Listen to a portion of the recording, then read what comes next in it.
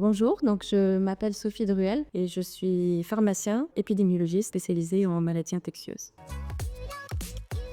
L'épidémiologie, c'est une science de santé publique dont on a entendu un petit peu plus parler avec le Covid. Et c'est une science qui va, à l'image des médecins qui, eux, vont regarder les maladies à l'échelle de l'individu, les épidémiologistes, eux, regardent les maladies à l'échelle de la population. Donc en fait, on regarde la santé de la population et on essaye de comprendre quels sont les facteurs qui peuvent influencer ces maladies, que ce soit des facteurs positifs ou négatifs. Donc ça peut être des choses qui aggravent des maladies ou des choses qui améliorent les maladies. L'épidémiologie va permettre de comprendre tout ça pour mettre en place des mesures adéquates pour traiter des populations. Donc ça peut être des nouveaux traitements, ça peut être des politiques de santé publique également. J'ai choisi le Mpox parce que c'est un sujet d'actualité. C'est vrai qu'on a beaucoup entendu parler du Covid, on entend parler beaucoup de la grippe ou de la coqueluche. Le Mpox, je trouve, mérite beaucoup d'attention. Ça permet de montrer quelles sont les mesures que l'on peut mettre en place pour limiter la propagation d'une épidémie.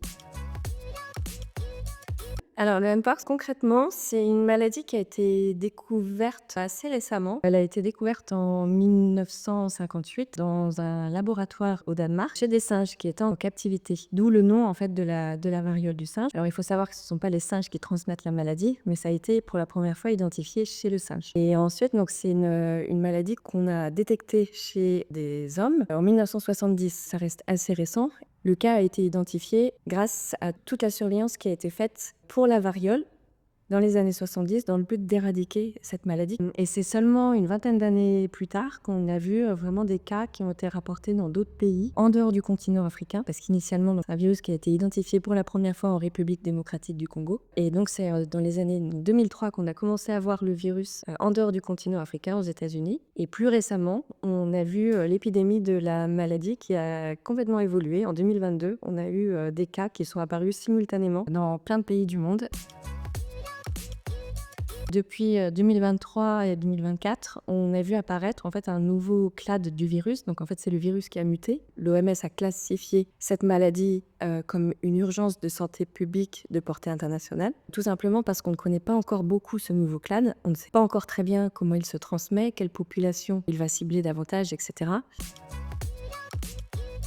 Alors, pour le coup, on a de la chance dans le sens où c'est un virus qui ne se transmet pas facilement. C'est pas comme le Covid ou la grippe. C'est un virus qui nécessite d'avoir vraiment un contact très rapproché avec quelqu'un qui est malade. Différents types de transmission. Il peut y avoir une transmission avec des animaux qui sont porteurs du virus. Mais après, entre hommes, on a des transmissions qui sont possibles aussi.